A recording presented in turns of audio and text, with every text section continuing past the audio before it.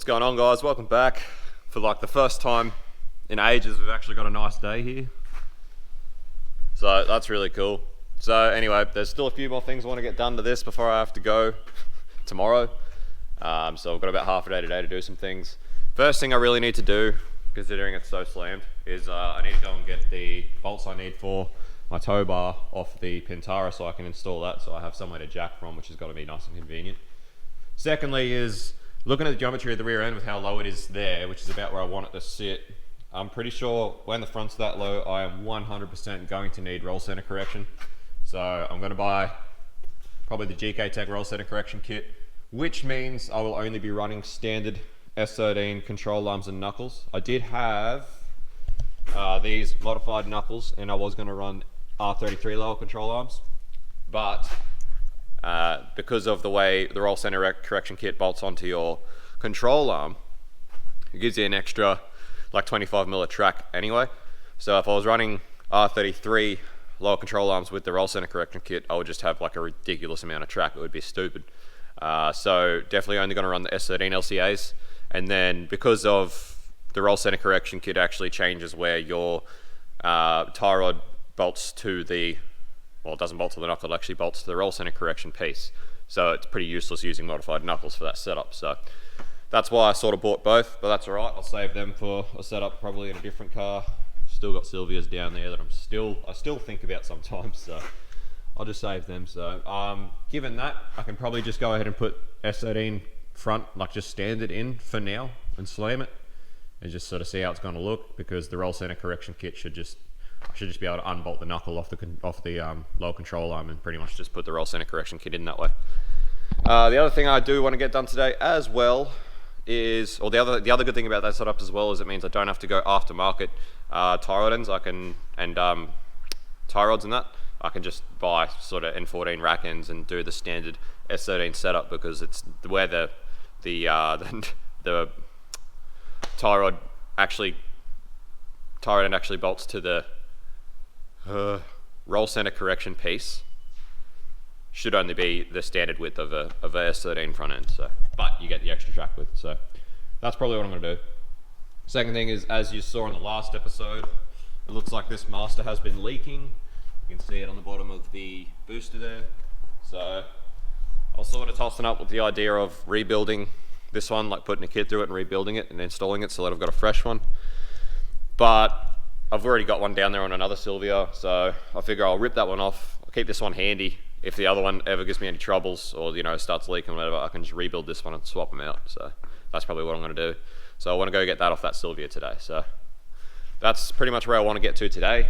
I want to get S13 front in and slammed with new coilovers. I want to get the brake master in and set up. I really need to clean out that clutch master a bit more. I pulled the lid off it and it was all goopy and gross. I sprayed a heap of brake cleaner down it, but I think it still needs a bit more of a clean out. But yeah, that's where I want to get to today. I want to get my jacking pad on, I want to get it slammed in the front, and I want to get the brake master on, and then it can go back down.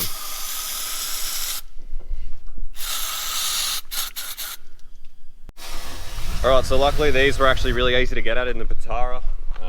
Super easy to get out. So that's all good. So I've got them now. I'm pretty sure I just need to drill straight down through where the bumper bolts are, and just put them straight down through and bolt it up.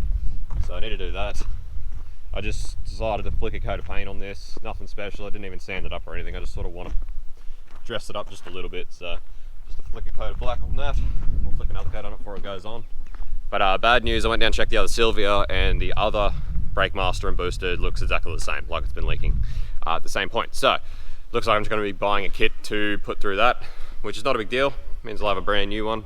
Just something else to add to the list of things I need to do, so that won't get done today. So you can see here I actually flogged the little cover for the pump hanger from the Pintara as well, so that's all in there nice and nice. That's just going to be loose, so I don't really care about that. I have decided not to bother doing my front end at the moment. The reason being is that I have new ball joints for the lower control arms ready to press in. I've got heaps of that stuff. I don't have everything I need to do the front end, so it just seems like a whole heap of double handling. Like I'd put the control arms in and the knuckle and the coilover, which would be fine, and then I could slam it, which would be fine. But then to put the R31 tie rod on the knuckle, it'll tow out, so it'll be a pain in the ass to try and drag around, because I do have to drag things around here to get it up to the shed and that. Plus then when I want to put my roll center correction kit, I'll have to pull the control arm off again to press the new ball joint into the control arm. So it's just like a whole heap of double handling. It seems pointless. So I've just put a second coat of paint on this thing. It's looking a little bit nicer, a little bit more dressed up than it was, which is cool. And looks like I have to drill these holes from the bottom up in the 31. So I'm gonna get onto that and pretty much just gonna focus on this rear end. I've still got a few things I gotta pull off the Pintara.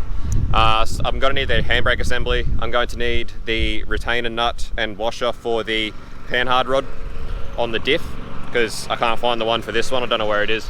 So still a few things I wanna look at in the rear end, but I'll just focus on that for now. I'm not going to bother focusing on the front end because it's just seems like a waste of time.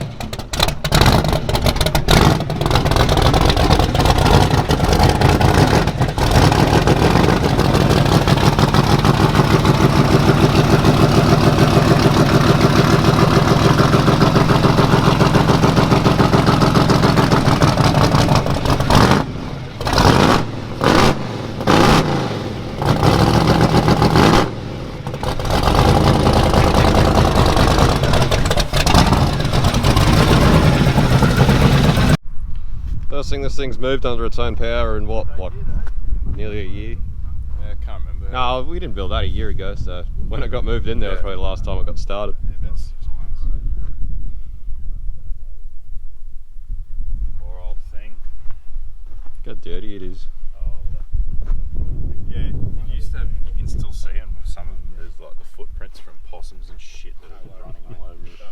It's pretty gross. Needs some love. Look at that. That's disgusting. Needs plenty of love. Oh, how good's that? Just go straight under there, like so. And I can just always have somewhere nice to jack it up.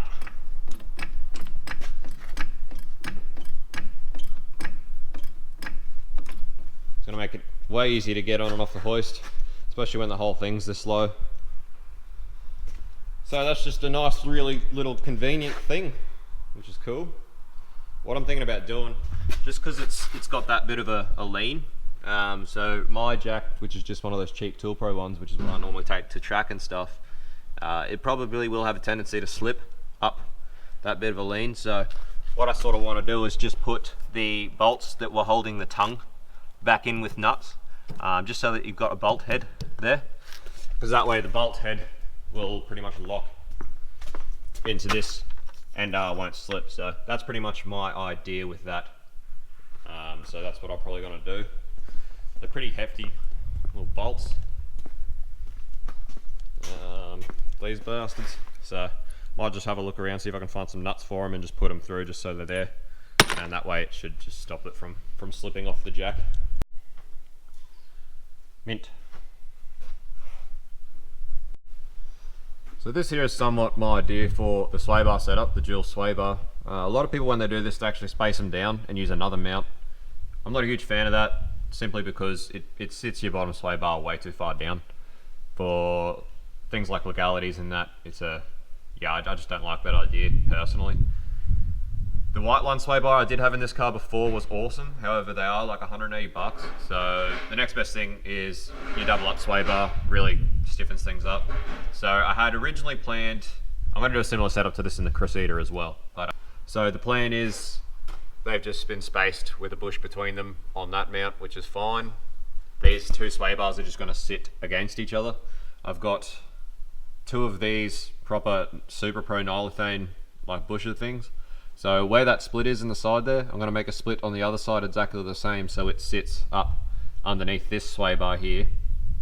And then this standard sway bar mount, I'm going to cut it sort of here and here so that it goes over the bottom one and meets the other bush halfway.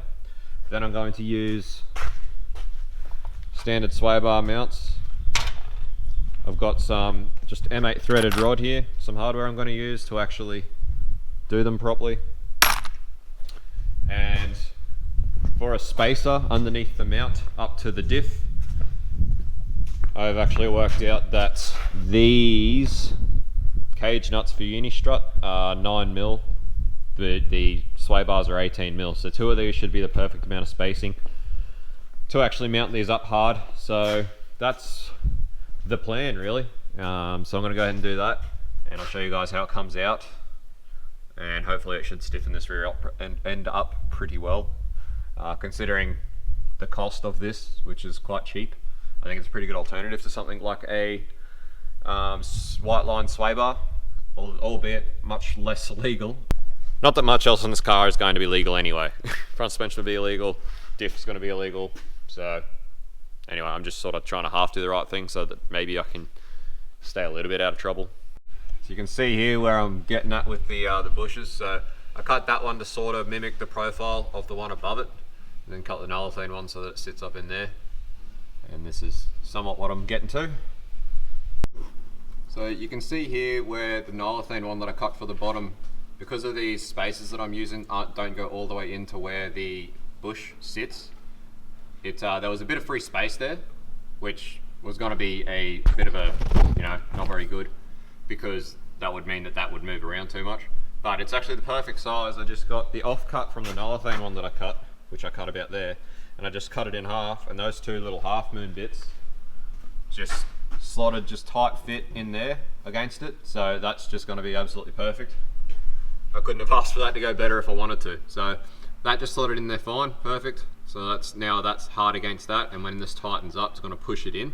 It's going to push it all together, and you can see that profile there. So it's going to be really good. The only issue with this setup is that these are going to rub on each other, but I don't really care.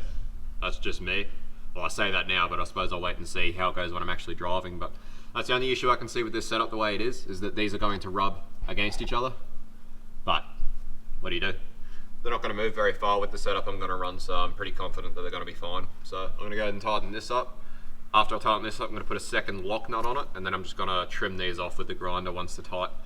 And the second lock nut will mean that I will hopefully have, I sort of just turn this into the bolt. When I want to undo it, I'll undo it with the top one and undo it out of this mount instead of undoing the nuts off the studs, because that'll be a pain.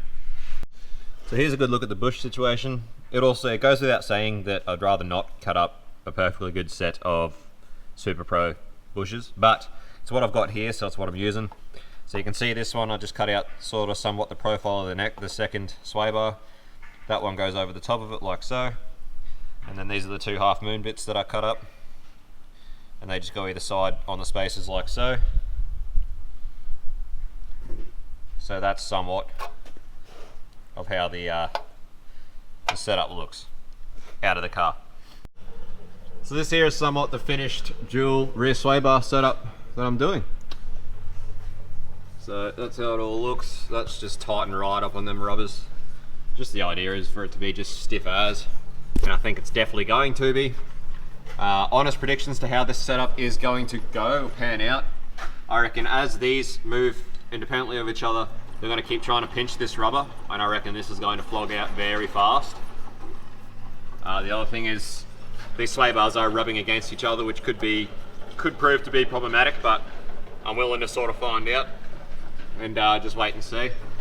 Hopefully by the time this setup actually causes me any issues, by then hopefully it's in my budget and I have a bit more spare cash to actually buy a white line one again, because the white line ones are really good. The one I put in this, when I had it before, was awesome.